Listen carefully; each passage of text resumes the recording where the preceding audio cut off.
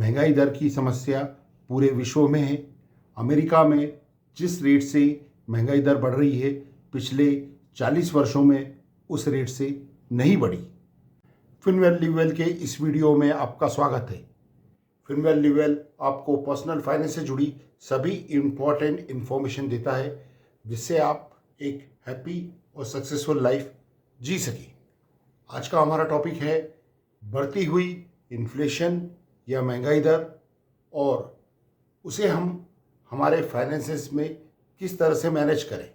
पिछले 2 वर्षों में महंगाई दर काफ़ी तेज़ी से बढ़ी है। इन्फ्लेशन लास्ट ईयर की आरबीआई के अनुसार भले ही 6% हो, किंतु अगर हम फूड आइटम्स देखें तो वह पिछले 2 वर्षों में लगभग 44% तक बढ़े हैं। अगर दालें या तेल किसी की कीमत 120 रुपये थी तो आज वो लगभग 200 रुपये है। इतनी तेज़ी से महंगाई दर बढ़ने के कारण लोगों को अपना बजट मेंटेन करना काफ़ी मुश्किल लग रहा है। इसके अलावा कोरोना वायरस के कारण जो मंदी आई, उसके कारण ना तो इनकम बहुत बढ़ी है और बहुत सी बार तो इनकम कम या ख़त्म हो गई है, क्योंकि मंदी के कारण या तो जॉब चली गई है या इनकम में कमी आई है। ऐसा नहीं है कि महंगाई दर या इन्फ्लेशन सिर्फ इंडिया में ही है। महंगाई दर की समस्या पूरे विश्व में है। अमेरिका में जिस रेट से महंगाई दर बढ़ रही है, पिछले 40 वर्षों में उस रेट से नहीं बढ़ी। यह एक इंटरनेशनल फिनोमिना है और इसे हमें किस तरह से मैनेज करना है, ये हमें इस वीडियो में सीखना होगा। महंगाई दर हर सेगमेंट को अलग अलग तरह से प्रभावित करती है। जैसे कि महंगाई दर का प्रभाव जो बुजुर्ग व्यक्ति है और जो लोअर इनकम सेगमेंट है उन पर ज़्यादा पड़ता है, क्योंकि फूड इन्फ्लेशन का प्रभाव लोअर इनकम सेगमेंट में ज़्यादा पड़ता है और दवाइयाँ आदि के खर्चों का प्रभाव बुजुर्ग व्यक्तियों के खर्चों पर ज़्यादा पड़ता है।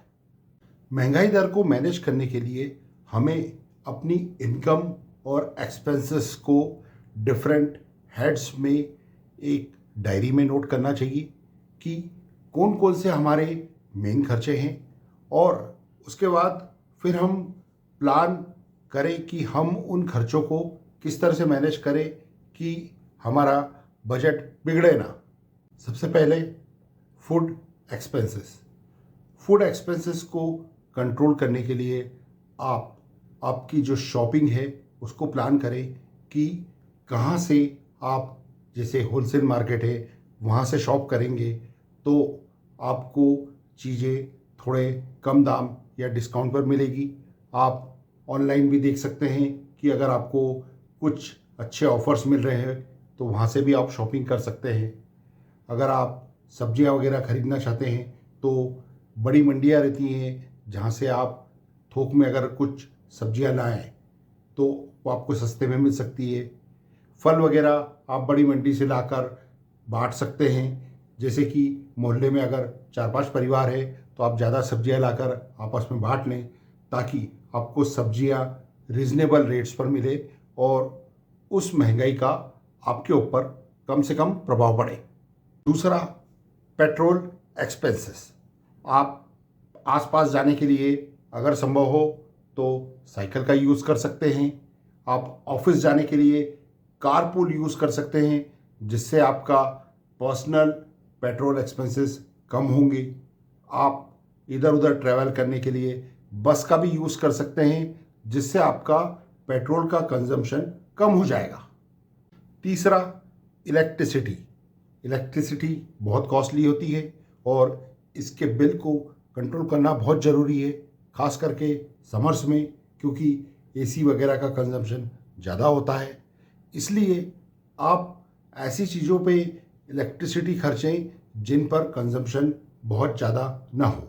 एसी का सोच समझ कर यूज़ करिए, उसे कंट्रोल करिए। अगर बहुत ज़्यादा ज़रूरत ना हो तो उसे कम से कम चलाइए। इसी तरह से आप जितना ज़्यादा सोलर एनर्जी यूज़ कर सके उतना आपके लिए फ़ायदेमंद रहेगा। इलेक्ट्रिसिटी का वेस्टेज कंट्रोल करिए। मैनी टाइम्स गीज़र्स या ट्यूबलाइट्स जलते रहते हैं और हम ध्यान नहीं देते। इस तरह से आप आपके इलेक्ट्रिसिटी के खर्चे कम कर सकते हैं। कुछ हाउस होल्ड एक्सपेंसेस जैसे कपड़े आयरनिंग करना, आपके गार्डन को मेंटेन करना, आपकी कार वॉश करना, इस तरह के कुछ खर्चे हैं जो अगर आप थोड़ा अपना टाइम मैनेज करके करें तो वो भी आप बचा सकते हैं और महंगाई को मैनेज करने में ये भी आपकी मदद करेंगे। मेडिसिन्स के एक्सपेंसेस को आप जेनेरिक मेडिसिन्स यूज़ करके कम कर सकते हैं। जेनेरिक मेडिसिन्स उतनी ही इफ़ेक्टिव होती है जितनी कि ओरिजिनल मेडिसिन्स, और इसका प्राइस 40 to 50% कम हो सकता है।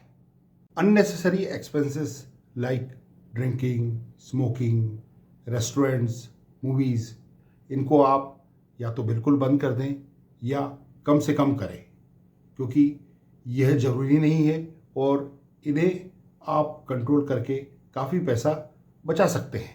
रेस्टोरेंट जाने की बजाय आप घर पर कुछ गेट टुगेदर प्लान कर सकते हैं। मूवीज़ आप थिएटर में देखने की बजाय डीवीडी पर देख सकते हैं। इस तरह से आप कुछ अल्टरनेट निकाल कर इन एक्सपेंसेस को काफ़ी हद तक कम कर सकते हैं। इसके अलावा आप कुछ एक्स्ट्रा इनकम जनरेट करने के लिए आपके ऑफिस टाइम के अलावा कुछ पार्ट टाइम जैसे कोचिंग कर सकते हैं। आजकल ऑनलाइन कोचिंग्स भी अवेलेबल है। इस तरह की कई एक्टिविटीज़ हैं जो आप पार्ट टाइम बेसिस पर कर कर कुछ एक्स्ट्रा इनकम जनरेट कर सकते हैं। इस तरह से प्लान करने से आपको कुछ एक्स्ट्रा इनकम भी हो जाएगी और बजट को प्रॉपर्ली मैनेज करने से जो आपके खर्चे बढ़ रहे हैं उसे मैनेज करने में आपको काफ़ी मदद मिलेगी। ये वीडियो आपको इन्फॉर्मेटिव और अच्छा लगे तो प्लीज़ इसे लाइक और शेयर ज़रूर कीजिए। अधिक जानकारी के लिए आप finwellivewell.com पर विजिट करें। धन्यवाद।